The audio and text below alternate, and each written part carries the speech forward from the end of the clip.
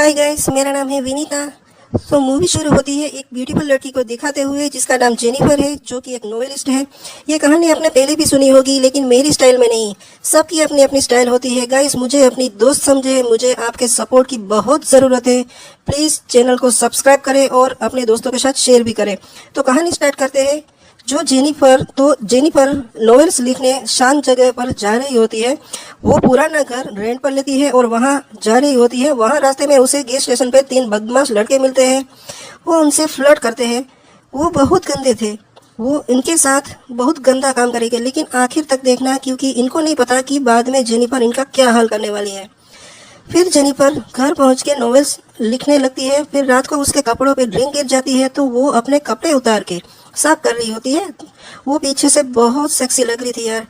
तभी कोई चुपके से उसकी फिल्म बना रहा होता है। फिर वो सुबह जॉगिंग से लौटती है तो देखती है कि उसका सिंक खराब है। तो वो प्लम्बर को बुलाती है और प्लम्बर उसे ठीक करता है और जेनिफर उसे किस करती है। फिर उस प्लम्बर को उन तीनों लड़कों के साथ दिखाया जाता है। वो उनसे सारी बात बताता है। फिर वो बेगैरत लोग जेनिफर के साथ गंदा काम करने की प्लानिंग करते हैं। फिर रात को वो लोग जेनिफर के घर में घुस के उसे फिजिकली हैरेसमेंट करने लगते हैं। एक लड़का जेनिफर को सूंघता है, एक उस पर मैचस्टिक्स फेंकता है, एक ये सब रिकॉर्ड कर रहा होता है, फिर एक उसको ज़बरदस्ती शराब पिलाता है। वो बहुत डरी हुई होती है।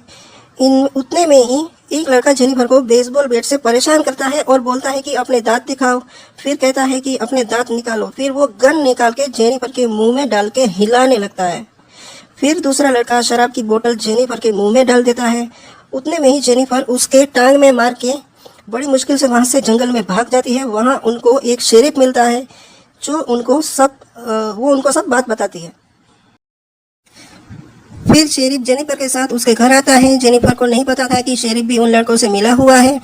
फिर शेरिफ कहता है कि यहाँ तो कोई नहीं है, तुम्हें वहम हुआ होगा। फिर शेरिफ किसी बहाने से जेनिफर को पीछे से गलत तरीके से चेक करते हुए छूने लगता है। पता नहीं वो उसके पिछवाड़े को सूंघ रहा था या क्या कर रहा था। गंदा, एकदम बेगैरत इंसान कहीं का। थू है ऐसे लोगों पे। फिर वो लड़के भी वहां आ जाते हैं। उतने में ही शेरिफ बेचारी जेनिफर को फिजिकली और सेक्सुअली हैरेसमेंट करने लगता है और बेचारी को मारता भी है।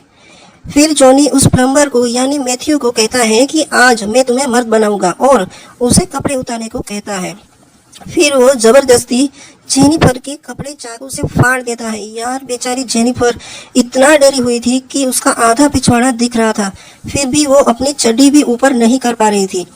फिर वो जेनिफर को नीचे उल्टा लेटा के जबरदस्ती उसकी चड्डी भी पूरी तरह से उतार देता है और मैथ्यू जेनिफर के साथ संभोग करता है। एकदम बेगैरत कहीं का।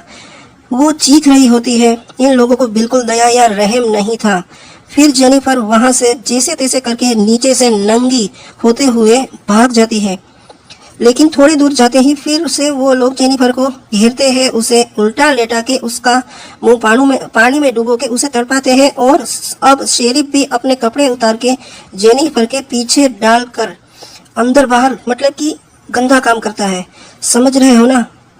जेनिफर को बहुत दर्द होता है। वो जोर जोर से चिल्लाती है।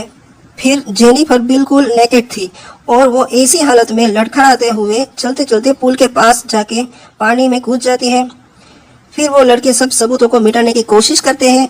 फिर अब आगे जेनिफर उन कमीनों से बदला लेना शुरू करती है। इतने में ही मैथ्यू जेनिफर के घर के बाहर बैठ के गिल्टी फील कर रहा होता है। तभी उसे जेनिफर की आवाज़ आती है।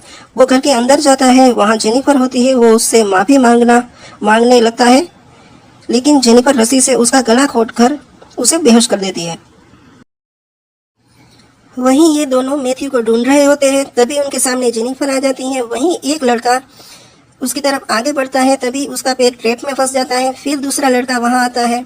जेनिफर इन दोनों को जोर से मारती है। फिर जेनिफर एक लड़के को लकड़ी के सहारे बाथटब में लेटाती है और दूसरे को पेड़ से बांध देती है। इस तरह वो दोनों को साथ में दर्दनाक मौत दे रही होती है। पेड़ से बांधे हुए लड़के को वो मरा हुआ चूहा खिलाती है, उसका वीडियो बनाती है और उसकी आंखों पर फिशिंग हुक लगाती है और उसके फेस पर मछली का मांस लगाती है। जिसके बाद पंछी उस मांस को खाते हुए उसकी आंखें भी निकाल लेते हैं और ऐसे उसकी मौत हो जाती है। फिर वो जाती है दूसरे लड़के के पास। वो माफी मांगने लगता है, पर जेनिफर कुछ नहीं सुनती और बाथटब में एसिड मिला के उसके सपोर्ट की एक लकड़ी हटाती है, जिससे उसका मुंह बाथटब में चला जाता है और जल जाता है और ऐसे उसकी भी मौत हो जाती है। फिर जेनिफर सेक्सी अंदाज में अपना पिछवाड़ा दिखाते हुए जहां जॉनी होता है वहां जाके उस पर हमला करके उसे किडनैप कर लेती है। फिर उस कमीने के सारे कपड़े उतार के बांध देती है, बिल्कुल नंगा।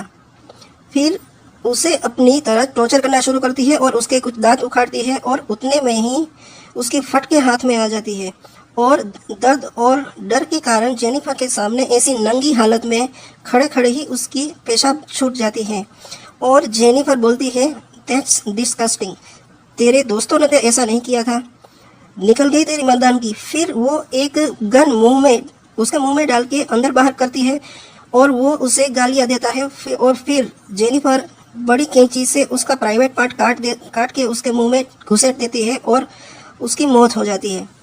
फिर जेनिफर शेरिफ की बेटी को किडनैप करके उसके जरिए शेरिफ को भी किडनैप कर लेती है और उसे टेबल पर बांध देती है और जेनिफर ने शेरिफ के पिछवाड़े में उसकी गन घुसाई हुई होती है।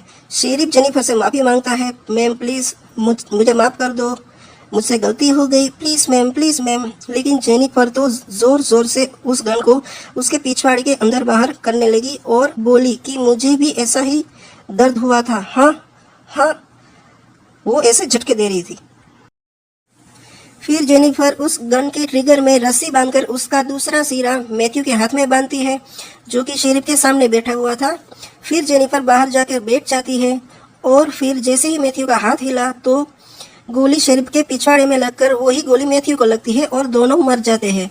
तो ऐसे जेनिफर का बदला पूरा होता है और ये मूवी यहाँ ख़त्म होती है। गाइस, ऐसी ही स्टोरीज के लिए मुझे सपोर्ट करें, लाइक करें, अपने दोस्तों से शेयर करें और आपको कैसी स्टोरी पसंद है ये कमेंट में ज़रूर बताएं। और फिर से रिक्वेस्ट है कि मुझे अपनी दोस्त समझ के मुझे सपोर्ट करें, मेरे चैनल को सब्सक्राइब कर लें। Thank you.